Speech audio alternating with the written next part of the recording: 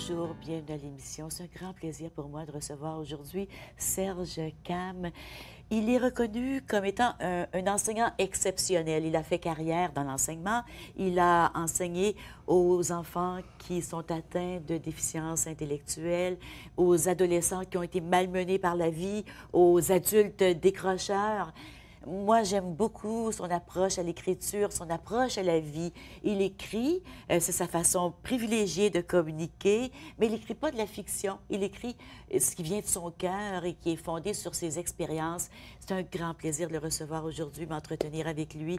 Merci, Serge, d'avoir accepté mon invitation. Merci. Vous avez publié à l'école de mes élèves, que Oui. j'ai beaucoup aimé, et aussi Comment être heureux en amour. Il y a quelque chose d'autre qui se prépare? C'est un livre sur les gens qui se préparent à nous laisser, qui sont conscients d'être à la fin de ce voyage. Alors, j'ai écrit plusieurs lettres d'accompagnement que ces gens ont lues avant leur départ, mais beaucoup de lettres qui m'ont été demandées pour faire une sorte d'hommage lors des funérailles. Alors, j'ai une 50aine de textes. Ah oui, hein? Sur commande et d'inspiration. Il y a une dame qui était malade, elle atteinte d'une maladie incurable. Puis j'ai eu une inspiration, j'ai écrit une lettre pour elle. Puis quand je lui ai présenté, elle l'a lu, les larmes aux yeux. Elle m'a dit, si j'avais été inspiré, j'aurais écrit les mêmes mots. Ah oui. Mêmes mots. Alors, elle a retrouvé une paix en sentant qu'il y a une communication entre elle et moi pour dire un peu en mots ce qu'elle n'arrivait pas à exprimer. C'est mystérieux, la vie, hein? Définitivement. La vie, avant l'émission, on jasait, puis on disait, la mort, c'est pas la fin de la vie. C'est la fin de cette incarnation ici. Mais la vie est plus forte. Et ça que me la fait mort. penser au titre de mon prochain recueil, c'est « À l'aube d'une vie nouvelle ». Alors, recueil de lettres à des êtres chers. Alors, il y a mon père, il y a des amis. Est-ce que vous croyez que votre père, il est encore présent dans votre vie? Dès qu'on a respiré un jour, on devient immortel. Il suffit qu'il y ait une personne qui nous ait rencontrés pour qu'à travers cette personne, on s'installe de façon intemporelle. Ça, c'est ma certitude. Est-ce que c'est, selon vous, on vit dans l'esprit des gens ou on vit vraiment notre essence se poursuit en quelque part? Moi, j'appelle ça l'héritage. Il y a des gens qui m'ont laissé un héritage, leur sagesse, d'autres leur patience. Il y a toujours une lumière qui vient nous éclairer sur notre chemin et qui appartient à des gens qui nous ont précédés et qu'on a connus. Moi, ma mère est morte, j'avais 2 ans et j'ai appris à connaître ma mère à travers les mots de mon père. Oui. Un jour, il m'a dit, j'aurais préféré 1000 fois que la mort m'emportât plutôt que ta mère. J'ai dit, voyons. Il dit, oui, parce que je regrette que tu n'aies pas connu cette femme extraordinaire que fut ta mère. Là, j'ai dit, c'est ma guérison. Oui. Il m'a parlé de ma mère comme étant quelqu'un de lumineux, d'extraordinaire. Il y a beaucoup de lumière dans ce que vous écrivez. Oui. Vous êtes porté beaucoup vers la lumière dans cette petite étincelle chez l'autre. Comment on enseigne à nos enfants, que ce soit dans l'enseignement ou nos enfants ou nos petits-enfants, comment on fait briller cette petite lumière? Comment vous avez réussi à développer en eux la passion d'être qui ils sont? Ça, c'est merveilleux. Moi, bon, quand j'enseignais, oui. J'accordais 1 minute de silence en début de classe à tous mes élèves.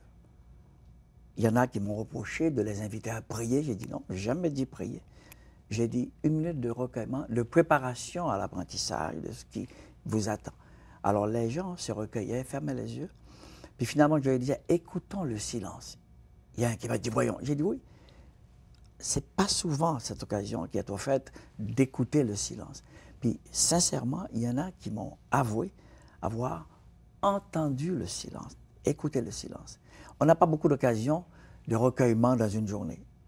Alors moi, je leur ai dit, essayez souvent de vous asseoir et d'entrer en contact avec votre intériorité. Il y a tellement de Se tourner bruit. vers l'intérieur. Et écoutez ce silence. Il est très éloquent. On peut dire écouter, on peut dire regarder. Regardez, aussi. c'est une Regarder. deuxième étape. Oui. Parce qu'il y a une dame qui était atteinte d'une maladie, moi je ne savais pas. Alors je lui ai dit que chaque soir, en m'endormant, avant de m'endormir, je me ferme les yeux et puis j'imagine une petite lumière qui parcourt toutes les cellules de mon corps et qui répare tout ce qui a besoin d'être réparé pour que demain je sois plus énergique. Puis c'était comme ça. Alors, un an plus tard, je l'ai rencontrée, elle m'a dit « Merci pour ta petite lumière ». J'ai dit « Pardon, petite lumière ?» Elle dit « Oui, tu m'avais dit ». J'ai dit « Ah ». Alors j'ai écrit un texte sur la petite lumière. Puis vous l'avez, ce texte, est-ce que c'est le texte qui paraît sur la carte oui. Apaisante lumière? Est-ce que vous le savez? Est-ce que vous voulez le dire? Alors, chaque soir, je lui dis ceci, les yeux fermés, en imaginant une petite lumière qui fait son travail. J'ai dit « Apaisante lumière pour laquelle je suis né. Toi qui m'accompagnes depuis toutes ces années, je t'invite à parcourir tout mon être, jour après jour, et à pénétrer chacune des cellules de mon corps, afin de rétablir et de maintenir en moi l'équilibre et l'harmonie vivement désirés pour une santé de plus en plus florissante et une énergie vitale sans cesse renouvelée. » Je ne sais pas comment j'ai pu trouver ces mots, mais c'est tellement ça, c'est ça, c'est l'essence de la vie, c'est ça. Vous savez, une chose que je trouve étrange, c'est que dans notre système scolaire en Occident, j'ai l'impression que plutôt que d'essayer d'enlever dans notre société ces briques, que je vais appeler ça des briques, ces pierres qui viennent cacher la lumière, qui viennent cacher la lumière à nos propres yeux, on en ajoute tout le temps. Alors que le secret de la vie, c'est d'enlever ces pierres-là. Formidable. Je le disais à mes élèves, je suis content de cette façon de voir la réalité. J'ai dit, je suis au courant de cette partie de toi qui n'écoute pas, qui est impolie, qui casse tout.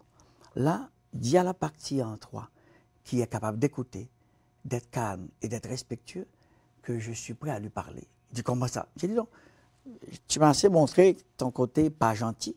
Je sais qu'en toi, il y a une dimension qui est plus agréable. Quand tu entres en contact avec, tu me feras signe. Il dit, jamais. J'ai dit, non, prends ton temps. Alors, je continue à travailler. Tout à coup, il y a une main qui se lève. Monsieur, je suis prêt. J'ai dit, pardon? Oui, je suis prêt à t'écouter. J'ai dit, est-ce que tu as parlé à la partie oui? Et puis j'ai dit, bon, toi, là, la partie qui écoute, je veux te rappeler que je suis beaucoup plus intéressé à entrer en contact avec toi qu'à ton contraire. Alors, tu vas faire tes travaux scolaires, tu vas étudier, etc., etc. Puis, ne montre pas trop souvent l'autre partie parce que je suis plus intéressé à celle qui écoute. Et l'étudiant prend conscience de son intériorité. Et j'ai même vu un qui se parlait. Il dit, hey, Luc, calme-toi, là. On ne le fait pas souvent. Non. Et c'est triste. Mais c'est ça. Exactement, c'est triste. Parce que moi, je dis à mes petits-enfants, va à l'intérieur, puis regarde cette partie qui te fait de la peine. Excellent. Ou fais rien que le regarder, sans juger. Fais rien que regarder.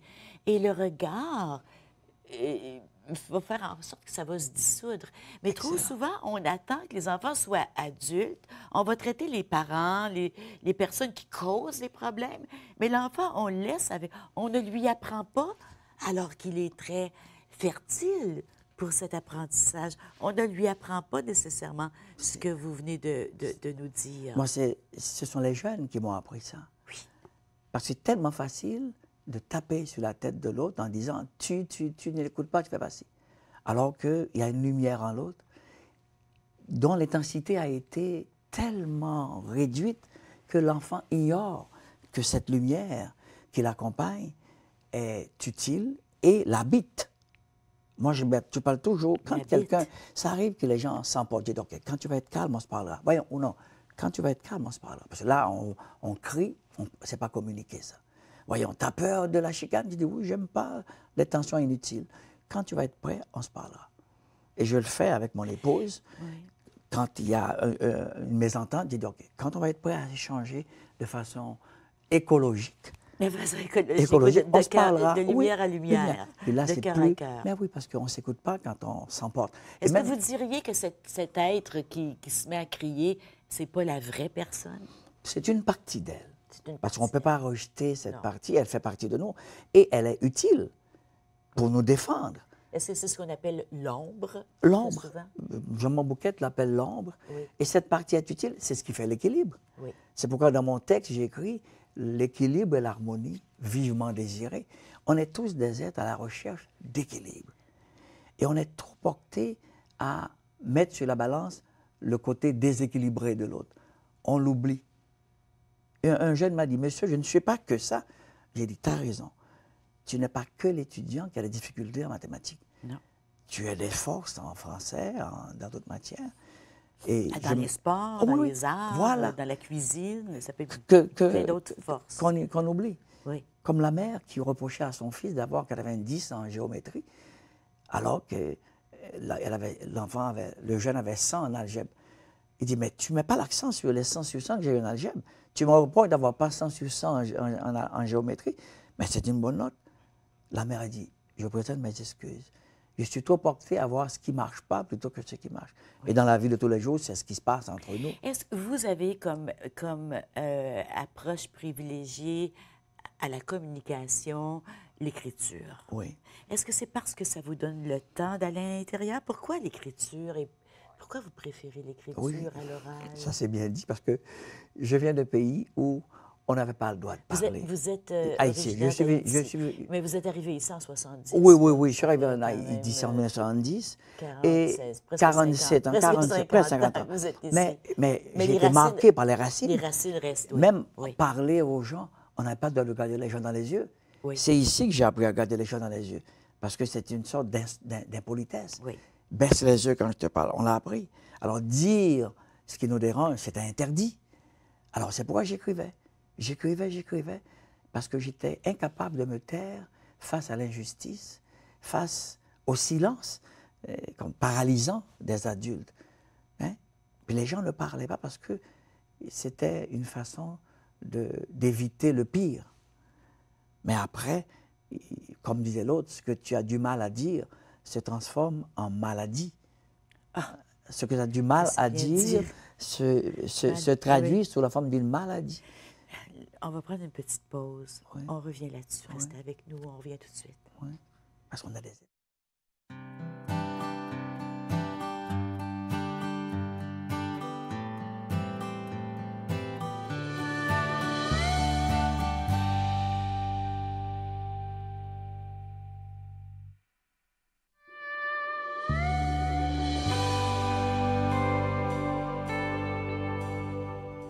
Serge Cam écrit, il a enseigné, il a fait carrière dans l'enseignement. Être pédagogue, c'est entrer en relation profonde avec l'être qui est devant nous.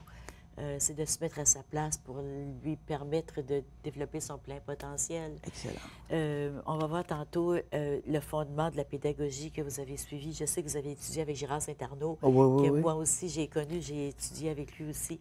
Mais vous avez dit quelque chose qui m'a touchée tout à l'heure. Oui. Vous avez dit que ce qu'on a du mal à dire se transforme en maladie. Assez souvent.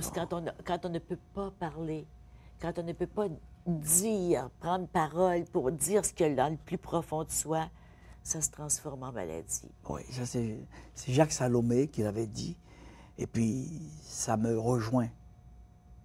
Parce que l'écriture, pour moi, est une forme de thérapie. Oui. Ça m'apaise, ça me fait du bien, ça me soulage. Même si j'écris pour moi et que je ne publie pas mes livres, j'ai écrit 7 livres qui ont été publiés, mais j'ai beaucoup d'autres textes que j'ai écrits pour m'aider à retrouver l'apaisement, la joie, le calme, parce qu'on ne peut pas tout dire et tout écrire. Non, puis tout n'est pas bon à dire à non, l'autre, mais à soi, à soi-même, oui. Mais vous avez dit aussi, vous avez parlé d'injustice, vous avez dit lorsque vous avez grandi que vous ne pouviez pas accepter l'injustice. C'est une des raisons pour lesquelles vous vouliez parler, vous avez écrit. Oui. Qu'est-ce qui est la chose la plus injuste? Quand vous regardez le monde présentement, il y a de la pauvreté, il y a des iniquités, mais la plus grande injustice, qu'est-ce que c'est?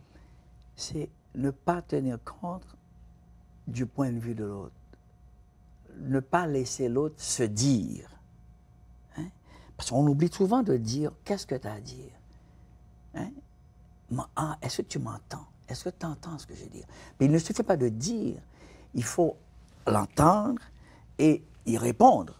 Parce que si je dis à mon ami, à mon épouse, il y a tel comportement qui m'exaspère parce que je n'accepte pas tel genre d'intervention, de parole, c'est contraire à mes valeurs. Elle dit oui, puis elle continue. Je regrette. Il faudrait qu'elle tienne compte et qu'elle donne une réponse. Même dans 1 an, dans 3 ans.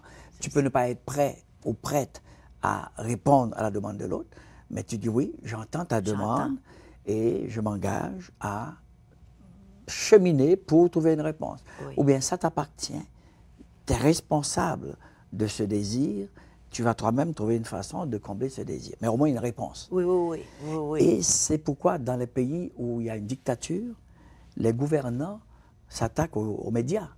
Ouais, ils ferment les journaux. Est-ce que ça vous inquiète? Présentement, ce qui se passe dans certains pays, dont les États-Unis, où le président ne cesse d'attaquer les médias oui, en disant que c'est des fausses nouvelles? C'est une forme de refus de la vérité. Vous avez parlé tout à l'heure de la plus grande injustice, mais la plus grande peur, c'est la peur de la vérité. Les gens ont peur de la vérité. Ouais.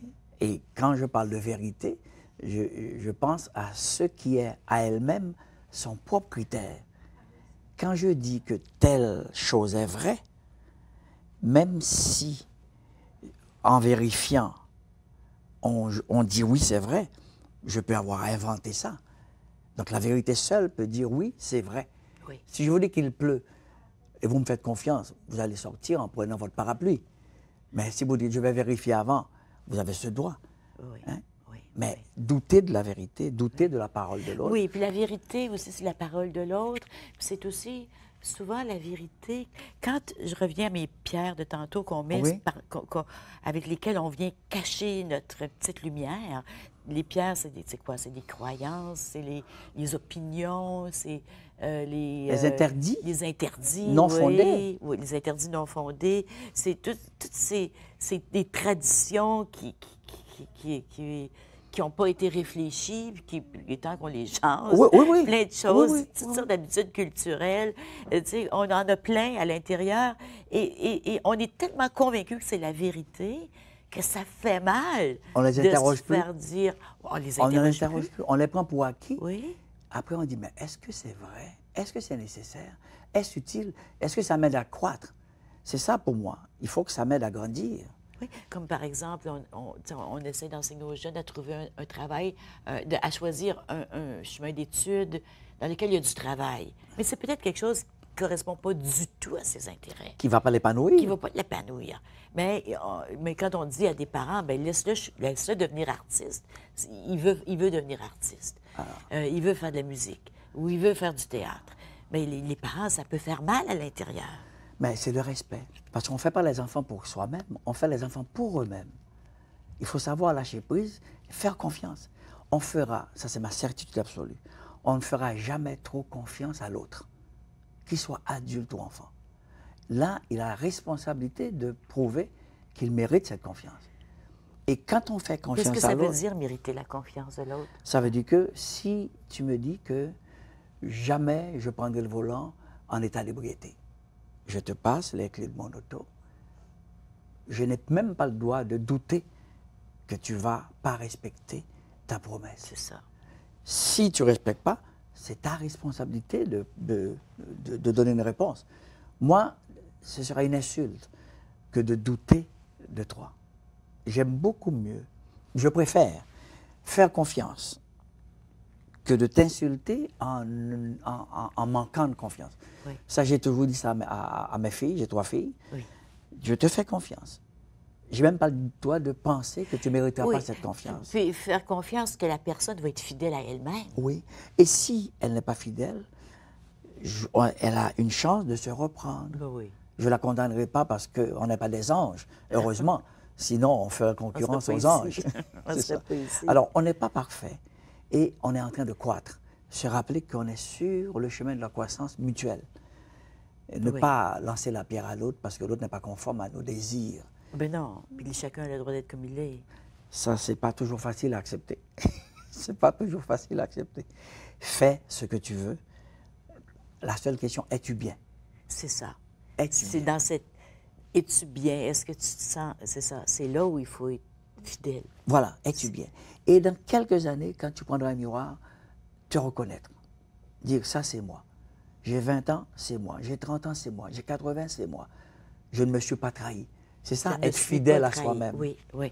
Vous savez, quand mes enfants sont nés, et automatiquement, surtout quand le premier est arrivé, je l'ai regardé et ce qui m'est venu à l'esprit, sans avoir réfléchi à ça avant, c'était j'espère quand tu vas partir de la maison que tu vas t'aimer, que tu vas savoir qui tu es et tu vas t'aimer. Mais pour s'aimer, il faut être fidèle à qui on est, parce que si on n'est pas Super. fidèle, on ne peut pas s'aimer. Merveilleux. Et c'est plus important s'aimer pour certains jeunes malades et même blessés que d'être aimé.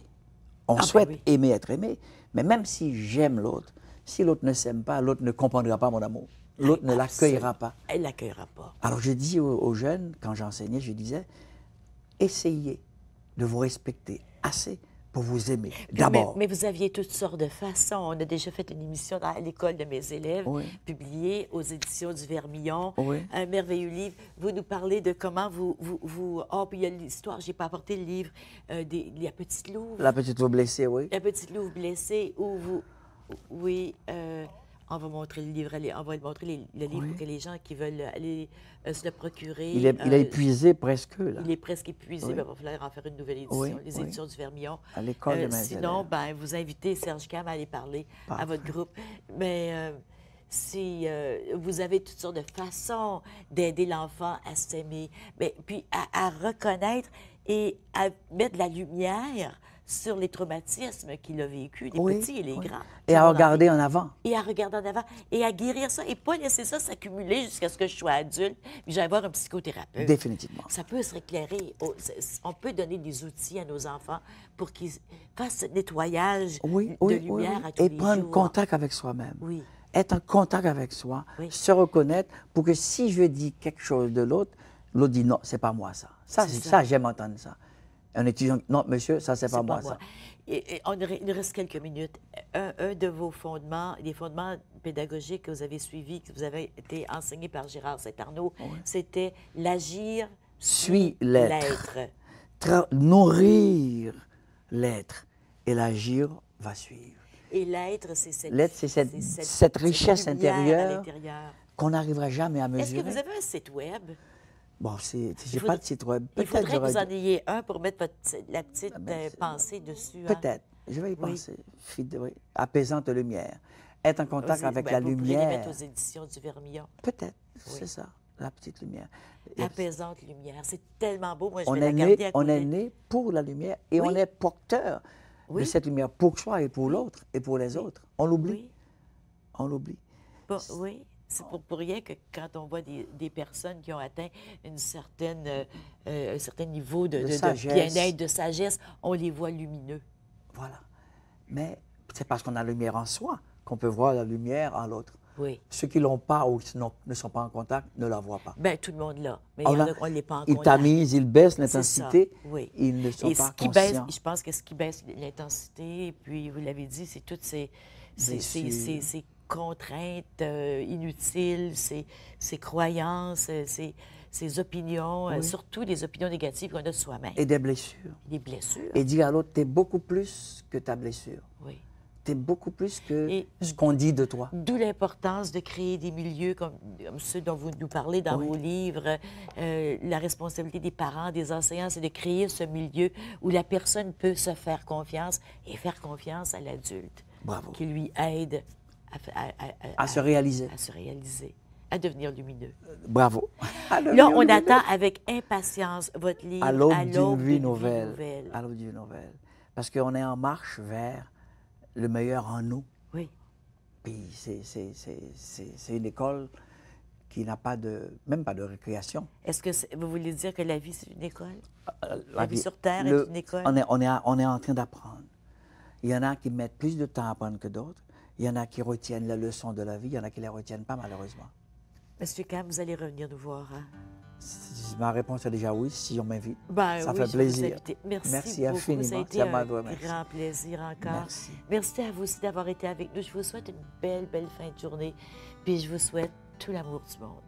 À la semaine prochaine. Merci.